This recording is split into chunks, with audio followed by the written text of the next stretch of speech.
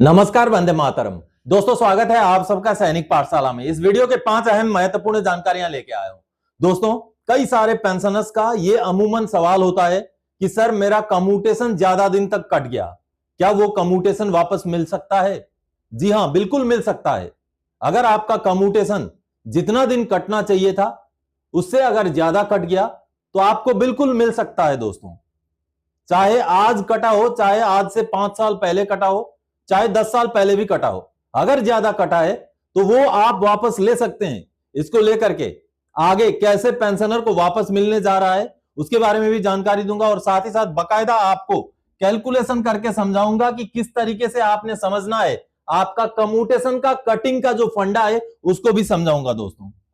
तो चलिए ये जानेंगे आज के इस वीडियो में। इसके साथ ही साथ दोस्तों, क्या आपका पेंशन कम आ रहा है, इसको लेकर के एक फॉर्मेट रिकॉर्ड की तरफ से जारी किया गया है, उसको आगे आपको समझाऊंगा दोस्तों।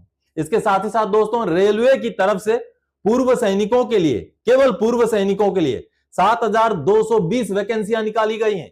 इसके बारे में भी आगे बात करूंगा दोस्तों। इसके साथ ही साथ डीजी रीसेटलमेंट के जरिए जो पेंशनर्स के लिए एक स्कीम की शुरुआत हुई है उसको लेकर के भी जानकारी दूंगा। नहीं तो समय रहते आप अगर अप्लाई नहीं करेंगे तो आपको बाद में ऐसा होगा कि अब पछतावत क्या फायदा जब चिड़िया चुग गई खेत। इसलिए समय रहते ही अप्लाई कीजिएगा। महीने का 4,000 रुपए कमाने का जो है मौका है। इसके साथ ही साथ दोस्तों, ईसीएचएस का कार्ड अगर एक्सपायर हो जाए, जैसे पूर्व सैनिक की मृत्यु हो गई, वो कार्ड एक्सपायर हो गया, किसी का बच्चा 25 साल से ऊपर हो गया, वो कार्ड भी एक्सपायर हो गया। मतलब कहने का मतलब है किसी भी रीजन की वजह से अगर आपका कार्ड एक्सपायर हो गया तो आपने उस कार्ड का क्या करना है? क्या आपको वो कार्ड जमा कराना है? इसको लेकर के एक अहम महत्वपूर्ण लेटर ईसीएचएस की तरफ से जारी किया गया है, वो भी आगे आपको समझाऊंगा दोस्तों। तो चलिए इन्हीं 5 जानकारियों के साथ आगे बढ़ेंगे। सबसे पहली जानकारी, जैसे आप देख पा रहे हैं, अगर आपका पेंशन कम है तो ये कार्रवाई करने से स्टेपिंग अप होकर बढ़ जाएगा पेंशन। जी हां दोस्तों, अमूमन ये देखा गया है दोस्तों, कई सारे पेंशनर्स ये शिकायत करते हैं कि मेरे से जूनियर को मेरे से ज्यादा पेंशन मिल रहा है, मेरे साथ वाले को मेरे से ज्यादा पेंशन मिल रहा है। अब ऐसे में आपका जूनियर या आपका साथ वाला आपसे ज्यादा एंटाइटलमेंट रखता है, यानी कि मान लीजिए आपको एसीपी लागू नहीं है लेकिन उसको एसीपी लागू है, आपको एमएससीपी लागू नहीं है उसको एमएससीपी लागू है। इस तरीके का केस है तो अलग बात है। अदरवाइज अगर आपसे जूनियर है, आपके जैसा ही सर्विस उसका भी है, आपका जैसा ही एंटाइटलमेंट उसका भी है, या आपका साथ वाला है, तो आपका पेंशन उसके साथ कंपेयर करने से बढ़ सकता है। इसको लेकर के एक फॉर्मेट रिकॉर्ड ऑफिस की तरफ से जारी किया गया है, उसको देखते हैं। चलिए लेटर देख के समझते हैं। दोस्तों, पेंशनर का स्टेपिंग अप का केस प्रोसेस करने के लिए रिकॉर्ड ऑफिस ने एक फॉर्मेट जारी किया है जो आपको मैं सामने दिखा रहा हूं। स्टेपिंग अप केस यानी कि दोस्तों, किसी भी पेंशनर का अगर पेंशन जूनियर से या उनके साथ वालों से कम हो तो वो स्टेपिंग अप का केस कर सकते हैं। लेकिन इसमें चेक करना पड़ेगा, कहीं जूनियर को एमएससीपी लागू था और एमएससीपी मिला हुआ हो और आपको एमएससीपी लागू ही ना हो। ऐसे कंडीशन में लेकिन कंपैरिजन नहीं होगा। कंपैरिजन ऐसे जूनियर के साथ होगा जिसको जितना चीजें लागू है आपको भी उतना ही चीजें लागू हो, उतना ही एलिजिबिलिटी हो, लेकिन बावजूद इसके वो आपसे जूनियर है लेकिन ज्यादा पेमेंट पा रहा है या पेंशन पा रहा है, या साथ वाला है फिर भी आपसे ज्यादा पेमेंट या पेंशन पा रहा है, तब आप स्टेपिंग अप का केस कर सकते हैं। तो ये रिकॉर्ड ऑफिस का लेटर आप देख पा रहे हैं। इस लेटर के जरिए कुछ पेंशनर को उनका ग्रीवेंस का रिप्लाई दिया गया है और उनको कहा गया है कि आपका जो कंपैरेटिव स्टेटमेंट है वो आपने हमें भेजा नहीं, तो कंपैरेटिव स्टेटमेंट बना करके भेजें। और कंपैरेटिव स्टेटमेंट भेजने के लिए उन्होंने बकायदा रिकॉर्ड ऑफिस ने फॉर्मेट भी भेज दिया है। जी हाँ, इसके नीचे एक फॉर्मेट है, ये देखिए, ये रहा फॉर्मेट। अब मैं बिल्कुल इसको सही साइज का कर देता हूं। ये देखिए, ये रहा फॉर्मेट। और इस फॉर्मेट में आप देखिए comparative statement in respect of उनका नाम नंबर वगैरह यहाँ आएगा। उसके बाद एंड किसके साथ कंपेयर कर रहे हैं उनका नाम नंबर आएगा। फिर ये देखिए, दो पेंशनर का यहाँ पर कंपैरिजन है और कंपैरिजन में क्या क्या डिटेल्स आपने डालना है, आपका खुद का डिटेल्स और जिस जूनियर या साथ वाले के साथ कंपेयर कर रहे हैं उनका डिटेल्स, एनरोलमेंट, मस्टरिंग, अटेस्टेशन, एमएससीपी नायक, नायक, एमएससीपी हवलदार, हवलदार, एमएससीपी नायब सूबेदार, नायब सूबेदार, सूबेदार, इतने का यहाँ पर डेट आपको डालना है। चाहे एमएससीपी नायब सूबेदार का डालें चाहे नायब सूबेदार का डालें, यहाँ पर जो जो चीजें हैं वो डेट यहाँ डालना है। जो अवेलेबल नहीं है, जैसे कोई मान लीजिए नायक से रिटायर है, सिपाही से रिटायर है, तो उनका इसका आगे का डेट मिलेगा नहीं, तो वहां डैश कर देना है। तो इस तरीके से दोनों का आपने यहाँ डिटेल्स डालना है, डेट वगैरह डालना है, फिर एग्जिस्टिंग ओल्ड स्केल का पेमेंट यहाँ लिखना है, फिर रिवाइज्ड पेमेंट एज ऑन 1 जनवरी 2016, 1 जुलाई 2016, ये सारा चीजें जो भी यहाँ फॉर्मेट में दिया गया है, ये सारा चीजें फिलअप करना है दोनों का। फिलअप करने के बाद ये पेंशनर द्वारा साइन होगा, फिर आगे जाकर के दोस्तों ये जिला सैनिक बोर्ड का काउंटर साइन करा करके आपने रिकॉर्ड ऑफिस में भेज देना है। फिर रिकॉर्ड ऑफिस का काम है इस कंपैरेटिव स्टेटमेंट के बेस पर पीओआर से क्लैरिफिकेशन लेकर के आपका स्टेपिंग अप का पार्ट टू ऑर्डर किया जाएगा, तब जाकर के जो सीनियर हैं या जो साथ वाले हैं उनका अगर सही में स्टेपिंग अप का केस बनता है तो उनका पेंशन में बढ़ोतरी कर दी जाएगी। दोस्तों चलिए अगली जानकारी दोस्तों, डीजीआर से हर महीने 4000 वाला स्कीम चालू है, अप्लाई जरूर करें। जी हाँ, समय रहते अगर अप्लाई नहीं करेंगे तो अब पछतावत क्या फायदा जब चिड़िया चुग गई खेत हो जाएगी। आज से 2 महीने 3 महीने बाद फिर आप बोलेंगे कि सर ये जो 4000 रुपए हर महीने मिलने का जो स्कीम था डीजीआर का वो बंद हो गया क्या? बंद तो नहीं हुआ, लेकिन आपने समय से जो है उस पर अप्लाई नहीं किया। अभी अप्लाई करने का अभी 20 जून से शुरू हुआ है उसमें एप्लीकेशन। कोल स्कीम के तहत, कोल लोडिंग एंड ट्रांसपोर्टेशन स्कीम के तहत आपको 1 लाख रुपए उसमें इन्वेस्ट करने हैं। आपको हर महीने का 4000 रुपए का, पहले मैंने 3000 बताया था लेकिन अब ये रेट बढ़ गया है, 4000 रुपए हो गया है। 4000 रुपए हर महीने का आपको इनकम हो सकता है। इसको लेकर के डीजी रीसेटलमेंट की तरफ से जो जानकारी सामने आई है, जो कॉन्टेक्ट नंबर वगैरह जारी किए गए हैं, उन डिटेल्स को देखते हैं। चलिए दोस्तों, डीजी रीसेटलमेंट के अगुवाई में पूर्व सैनिकों के लिए कोल लोडिंग एंड ट्रांसपोर्टेशन स्कीम चल रहा है, जिस स्कीम को लेकर के पूर्व सैनिक, विधवा पेंशनर्स या डिपेंडेंट जो फैमिली पेंशनर्स हैं वो भी अप्लाई कर सकते हैं। आपका 1 लाख रुपए का इन्वेस्टमेंट होगा, उसके एवज में, उसके बदले में आपको हर महीने का 4000 रुपए करके इनकम मिलेगा। ये एक कंपनी क्रिएट किया जाता है जिसमें कोल लोडिंग एंड ट्रांसपोर्टेशन का काम होता है, जिसमें अधिकारी भी होते हैं, जवान भी, जेसीओज भी होते हैं, फिर डिपेंडेंट फैमिली पेंशनर वगैरह भी होते हैं। तो आप अगर चाहें तो आप भी इसके लिए अप्लाई कर सकते हैं, जिसका एप्लीकेशन का डेट 20 जून 2026 को ऑलरेडी शुरू हो चुका है। तो दोस्तों इसका ज्यादा से ज्यादा क्लैरिफिकेशन अगर आपको चाहिए तो इसको लेकर के ये एक इंफॉर्मेशन डीजी रीसेटलमेंट द्वारा जारी की गई है। जैसे आप देख पा रहे हैं, department of ex serviceman welfare, ministry of defence, directorate general resettlement, Directorate General Resettlement has signed an memorandum of understanding with Coal India Limited for employment of ex-servicemen, coal loading and transportation in subsidiaries of CIL. Online registration for the scheme will open on 20 June 2026 on DGR website. अब इसमें contact करके आप details पहले पता कर लें। दोस्तों basic eligibility है, आप रीसेटल्ड होने नहीं चाहिए, यानी कि आप रिटायरमेंट हो जाने के बाद रीसेटल्ड हुए, नौकरी में लगे हुए नहीं होने चाहिए, तो आपके लिए ये सुविधा लागू है। अगर ईएसएम अधिकारी हैं तो ये वाला डिटेल, ये वाला कांटेक्ट में आप कांटेक्ट कर सकते हैं। ईएसएम, जेसीओ या ओआर या इक्विवेलेंट है तो ये 2 नंबर वाला जो कांटेक्ट है, ईमेल आईडी और ये जो नंबर है या ये मोबाइल नंबर है, यहाँ पर कांटेक्ट कर सकते हैं। और अगर विडो या जो डिपेंडेंट फैमिली पेंशनर या डिसेबल्ड सोल्जर हैं तो उनके लिए ये वाला 3 नंबर वाला जो ईमेल आईडी और मोबाइल नंबर या कांटेक्ट नंबर है उसमें आप कांटेक्ट कर सकते हैं। तो पहले कांटेक्ट करके डिटेल्स पता कर लें, उसके आगे किस तरीके से अप्लाई करना है सारा आपको गाइडेंस मिलेगा। फिर आप चाहें तो डीजी रीसेटलमेंट के इस स्कीम के लिए अप्लाई कर सकते हैं। दोस्तों चलिए अब अगली जानकारी दोस्तों, वाह, कम्यूटेशन का एरियर मिलेगा, पीसीडीए ने दिया जवाब, जल्द होगा भुगतान। जी हाँ दोस्तों, एक पेंशनर को 30,000 रुपए वापस करने की बात को एक्सेप्ट किया गया है कि आपसे हमने 30,000 रुपए कम्यूटेशन का ज्यादा काट लिया, तो अब हम आपको वो 30,000 रुपए वापस करेंगे। आए दिन दोस्तों पेंशनर का यह सवाल होता है, यह शिकायत होता है कि मेरा कम्यूटेशन तो ज्यादा कट गया, 15 साल से भी ज्यादा कट गया, 17 साल से कम्यूटेशन काटे ही जा रहे हैं, अभी तक कम्यूटेशन कटना बंद नहीं हुआ। तो ऐसे केसेस में आपको क्या करना है? आपको सबसे पहले तो समझना पड़ेगा कि आपका कम्यूटेशन का, कटिंग का किस तरीके से हिसाब किताब होता है। उसको लेकर के आपको एक सीपी ग्राम्स का ग्रीवेंस का रेफरेंस दिखाऊंगा, उसके आगे फिर ये जो एक चार्ट मैंने एक टेबल बनाया है इसमें समझाऊंगा कि आपने कम्यूटेशन का, आपका कटिंग का हिसाब किताब कैसे करना है। लेकिन इससे पहले जो सीपी ग्राम्स का ग्रीवेंस का रेफरेंस में जवाब आया है जिसमें पेंशनर को 30,000 रुपए वापस करने की बात को एक्सेप्ट की गई है, पहले उसको देखते हैं। चलिए दोस्तों, ये आप सीपी ग्राम्स का ग्रीवेंस का एक स्टेटस देख पा रहे हैं, जिसमें पेंशनर का जब कम्यूटेशन का जब एक्स्ट्रा पैसा काटा गया तो उसको लेकर के पेंशनर ने ग्रीवेंस डाला था।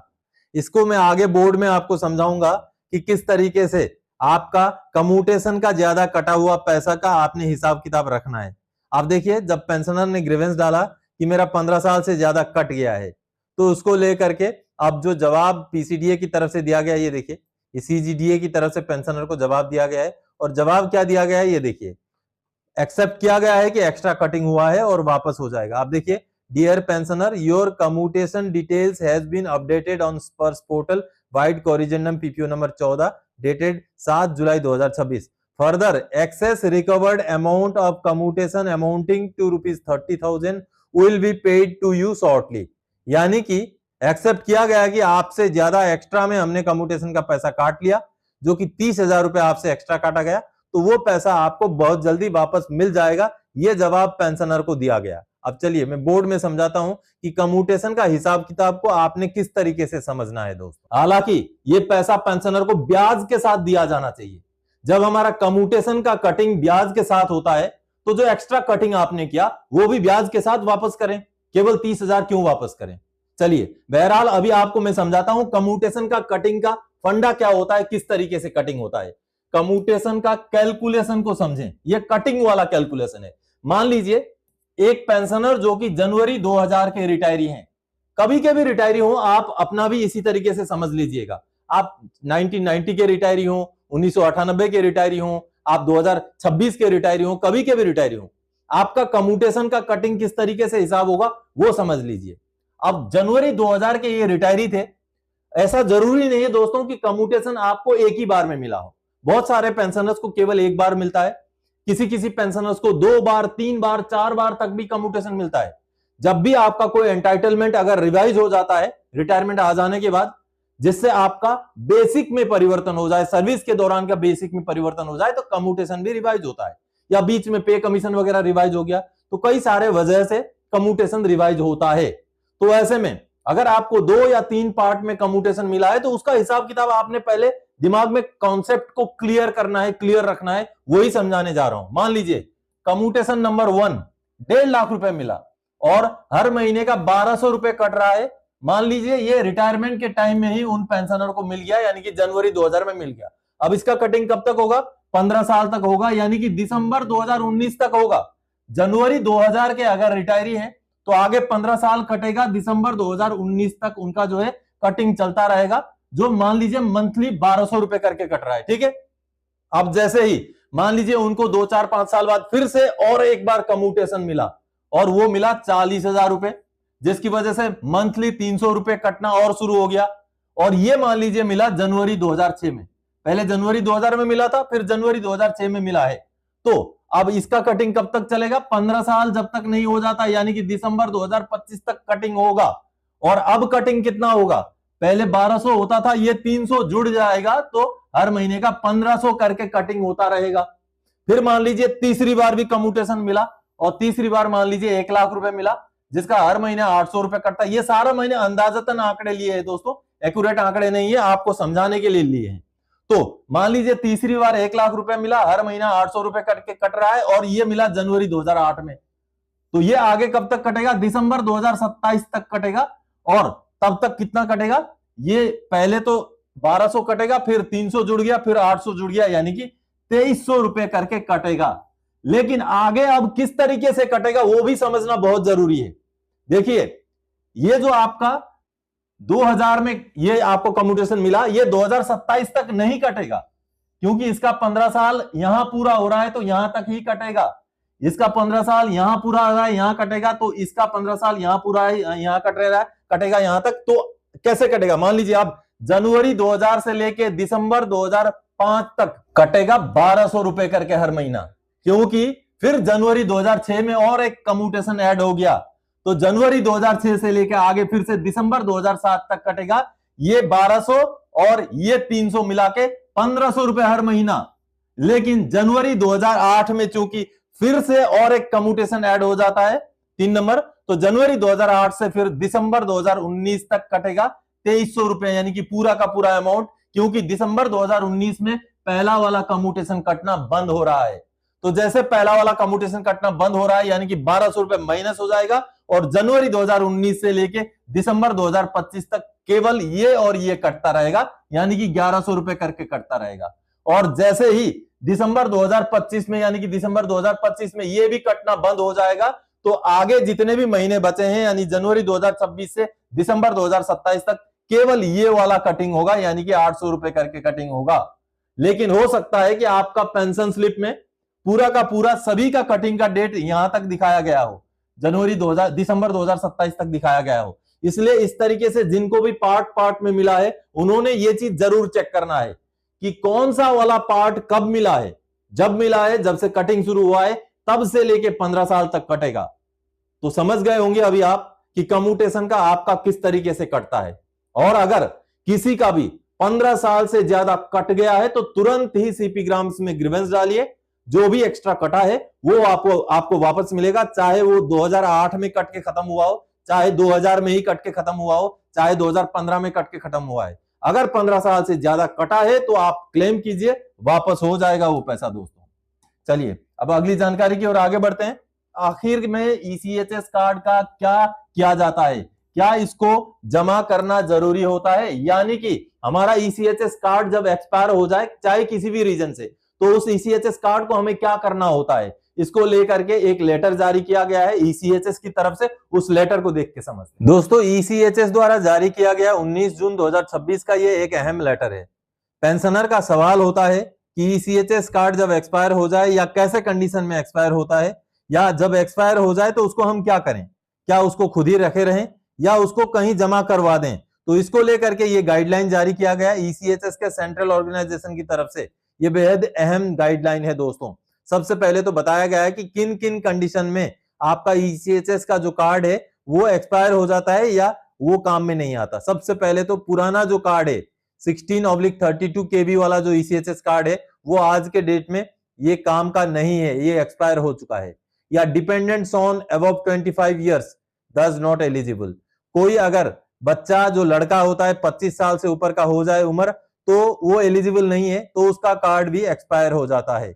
डॉटर इज मैरिड दस नॉट एलिजिबल। अगर शादी हो जाती है लड़की की, बेटी की, तो उसका भी ईसीएचएस कार्ड जो है एक्सपायर हो जाता है, वो भी काम का नहीं रह जाता है। डुप्लीकेट कार्ड इशूड, अगर किसी को डुप्लीकेट कार्ड इशू हो गया, एक कार्ड रहते हुए दूसरा इशू हो गया, तो जो दूसरा कार्ड इशू हो गया है वो भी जो है बेकार रहता है। उसके बाद डेथ ऑफ बेनिफिशियरी, जो ईसीएचएस के लाभार्थी हैं उनकी मृत्यु हो जाए तब भी वो कार्ड एक्सपायर हो जाता है। Beneficiary taking medical facilities from any other organisation, किसी और संस्था से, किसी और ऑर्गेनाइजेशन की तरफ से अगर मेडिकल फैसिलिटी बेनिफिशियरी को मिलने लग जाए तब भी उनका कार्ड जो है एक्सपायर हो जाता है। और no more eligible dependent due to other reason, किसी और कारण की वजह से और कोई एलिजिबल डिपेंडेंट ना हो तब भी कार्ड जो है एक्सपायर हो जाता है। तो ऐसे कंडीशन में आप कार्ड को आपने क्या करना है, देखिए यहां पर स्टेप वाइज बताया गया है कि कार्ड को क्या करना है। सबसे पहला एक्शन है स्टेशन हेडक्वार्टर का। स्टेशन हेडक्वार्टर ने क्या कार्रवाई करना है, आप देख पा रहे हैं, station headquarter to convene a board of on a monthly basis for destruction of ECHS card for PCs and their AOR. यानी कि जो भी स्टेशन हेडक्वार्टर है उन्होंने हर महीना एक बोर्ड ऑफ ऑफिसर जो है बनाना है, बोर्ड ऑफ ऑफिसर को जो है गठित करना है और जितने भी कार्ड एक्सपायर हो गए हैं उनको कलेक्ट करना है। फिर एक्शन बाय पॉलीक्लिनिक, पॉलीक्लिनिक ने क्या करना है, polyclinic to ensure that the ECHS card deposited is falling under the above mention category. यानी कि ऊपर जो ये कैटेगरी बताए गए हैं इनमें अगर किसी का कार्ड आ रहा है तो polyclinic to prepare the list of ineligible ECHS cards on monthly basis and produce those cards to board of officer as convened by respective station headquarters. Board of officer to physically destroy the cards and forward the final list of destroyed card to the station headquarter with a copy of regional center. यानी कि दोस्तों ये polyclinic का काम है, हर महीने एक board of officer detail होगा। पॉलीक्लिनिक सारे ऐसे कार्ड जो भी इन रीजनों की वजह से अगर कार्ड एक्सपायर हो गए तो सारे कार्ड कलेक्ट करेगा और बोर्ड ऑफ ऑफिसर के जरिए उनको डिस्ट्रॉय करेगा। डिस्ट्रॉय करने के बाद upon receipt of the board proceedings and the list of the destroyed card the regional centres to electronically block and the cards and forward the list to CO ECHS on monthly basis as per format appended below. यानी कि जो regional centre होते हैं उन्होंने जितने भी card जो destroy किए गए हैं उनको इलेक्ट्रॉनिकली ऑनलाइन ब्लॉक करना है और उनका डिटेल्स इस फॉर्मेट में जो ईसीएचएस का हेडक्वार्टर है उनको भेजना है। तो देखिए महत्वपूर्ण गाइडलाइन है दोस्तों। तो इस लेटर में दिए गए किसी भी रीजन की वजह से ईसीएचएस कार्ड अगर आपका एक्सपायर हो गया है तो आपको ईसीएचएस कार्ड जमा कराना जरूरी है, ईसीएचएस पॉलीक्लिनिक में जमा करवा दें, बाकी का कार्रवाई उनका है। चलिए अब आखिरी जानकारी दोस्तों, पूर्व सैनिकों के लिए रेलवे ने खोला नौकरी का पिटारा, 7,220 वैकेंसी सब के सब पूर्व सैनिकों के लिए। जी हां, रेलवे मंत्रालय की तरफ से एक नोटिफिकेशन जारी हुआ है, चलिए उसको देखते हैं। दोस्तों भारत सरकार के रेलवे मंत्रालय द्वारा 30 जून 2026 को यह नोटिफिकेशन निकाला गया है जिसमें पूर्व सैनिकों के लिए वैकेंसी निकाले गए हैं और ये वैकेंसी है दोस्तों गेटमैन के लिए। जी हाँ, ये कॉन्ट्रैक्ट बेसिस की वैकेंसी है और जितनी भी वैकेंसी है टोटल 7,220 वैकेंसीज हैं, पूरे के पूरे पूर्व सैनिकों के लिए है ये वैकेंसी। इसका डिटेल्स जो है आर्मी वेलफेयर प्लेसमेंट ऑर्गेनाइजेशन की तरफ से आगे और भी इसके बारे में डिटेल्स सामने आएगा। उसके बाद आपने अप्लाई करना है, कोई इंटरव्यू वगैरह भी देने की जरूरत नहीं है। आप पूर्व सैनिक हैं, एलिजिबल हैं तो आपको ये नौकरी अलॉट हो सकता है, लेकिन कॉन्ट्रैक्ट बेसिस का नौकरी है। जैसे ही नौकरी लगेगा आगे जितना भी समय आपको वो नौकरी करने का मौका मिलेगा वो आप कर सकते हैं। फिलहाल आपको बता दूं कुल मिलाकर के 7,220 वैकेंसी हैं और ये वैकेंसी हो सकता है आपके बिल्कुल घर के नजदीक वाले रेलवे का जो बोर्ड है वहां भी हो सकता है। तो कुल मिलाकर जो वैकेंसी है ये देखिए रीजन वाइज ये रेलवे ने वैकेंसी जारी की है।